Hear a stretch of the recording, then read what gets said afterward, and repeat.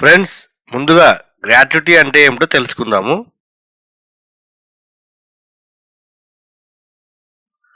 ఒక ఉద్యోగి నిరంతరంగా తన సేవలను అందించినందుకు కృతజ్ఞతగా ఆ యాజమాన్యం అందించే ఆర్థిక బహుమతినే గ్రాట్యుటీ అని అంటారు.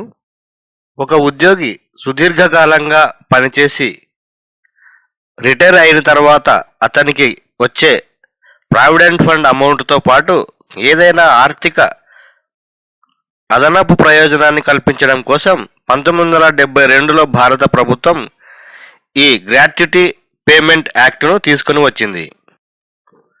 10 లేదా అంతకన్నా ఎక్కువ మంది ఒక యాజమాన్యం కింద ఉద్యోగులు పనిచేస్తున్నట్లయితే వారందరికీ గ్రాట్యుటీ యాక్ట్ 1972 ప్రకారం గ్రాట్యుటీ వర్తిస్తుంది. అయితే కాంట్రాక్టు ఉద్యోగులకు గ్రాట్యుటీ నిబంధనలు వర్తించవు.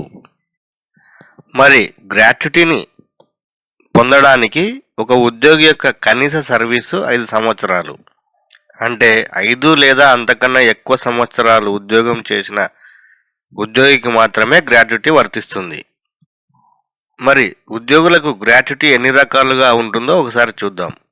దీనిలో ఒకటి రిటైర్మెంట్ తర్వాత వచ్చే గ్రాట్యుటీ, అంటే ఒక ఉద్యోగి పూర్తి సర్వీస్ కాలం చేసిన తర్వాత అతనికి ఇచ్చే గ్రాట్యుటీని రిటైర్మెంట్ గ్రాట్యుటీ అని అంటారు. రెండవది, ఒక ఉద్యోగి సర్వీసులో ఉండగానే చనిపోయిన తర్వాత అతనికి ఇచ్చే గ్రాట్యుటీని డెత్ గ్రాట్యుటీ అని అంటారు. తర్వాత మూడవది యాంటిసిపేటరీ గ్రాట్యుటీ. దీని గురించి ముందు చెప్తాను. ఇక్కడ రిటైర్మెంట్ గ్రాట్యుటీ గురించి కనుక మనం చూసినట్టయితే ఒక ఉద్యోగి రిటైర్మెంట్ గ్రాట్యుటీని పొందాలంటే కనీసం 5 సంవత్సరాల సర్వీస్ చేసి ఉండాలి.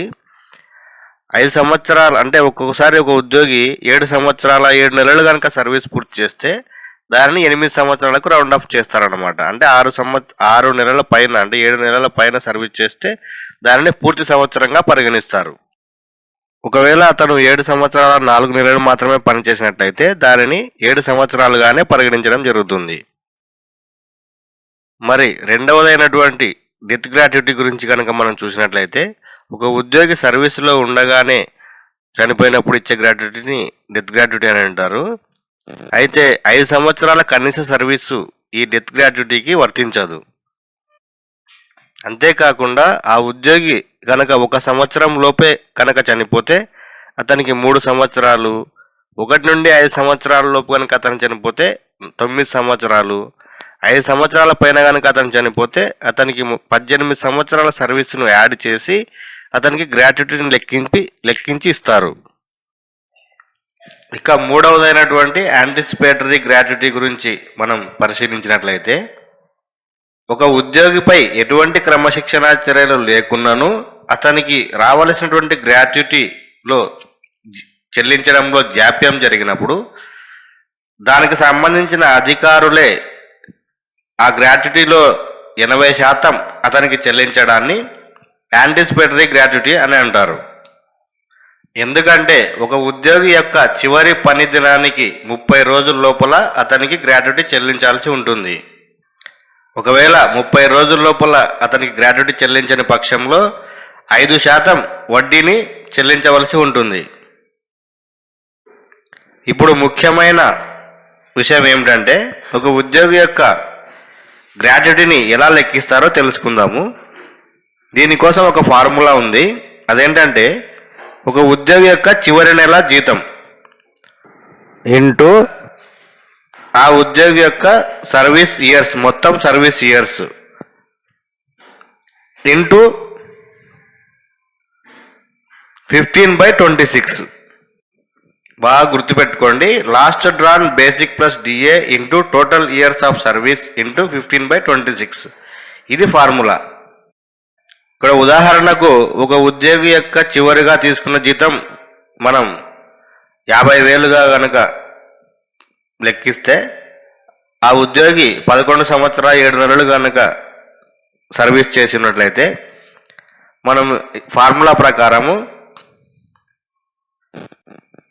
అతని యొక్క జీతము into service years into 15/26 is equal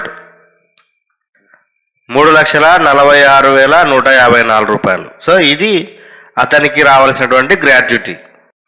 so gratuity formula అర్థమైంది కదా. మరి నెక్స్ట్, ఒకవేళ ఉద్యోగి సర్వీసులో ఉండగా గనక మరణించినట్లయితే అతని యొక్క గ్రాట్యుటీని మొత్తాన్ని అతను సూచించినటువంటి నామినీలకు చెల్లించబడుతుంది. నామినీలను ఒకరికన్నా ఎక్కువ మందిని అతను నామినీలుగా సెలెక్ట్ చేసుకునే అవకాశం ఆ ఉద్యోగికి ఉంది. అంతేకాకుండా అతని కనుక కుటుంబ సభ్యులు లేనట్లయితే వేరే ఎవరినైనా సరే నామినీగా అతను సూచించవచ్చు.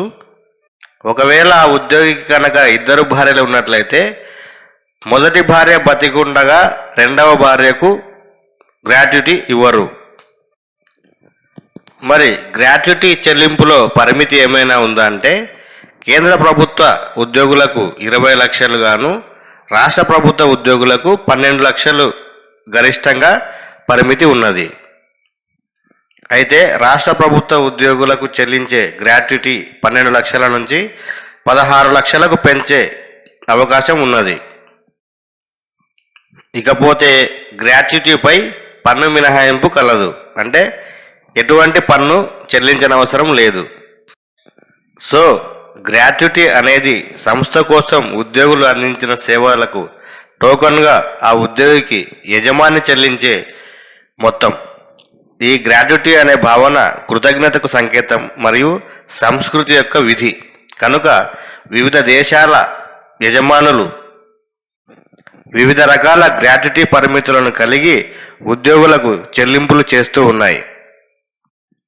సో ఈ విధంగా ఒక ఉద్యోగి యొక్క గ్రాట్యుటీని ఆ ఉద్యోగి యొక్క సర్వీస్ ఇయర్స్ మరియు చివరి నెల బేసిక్ ప్లస్ డిఏను కలిపి ఫార్ములా ప్రకారం లెక్కించి ఎంత వస్తుందో ముందుగానే మనం తెలుసుకోవచ్చు. Welcome to our YouTube channel. Don't forget to like, subscribe and share the videos.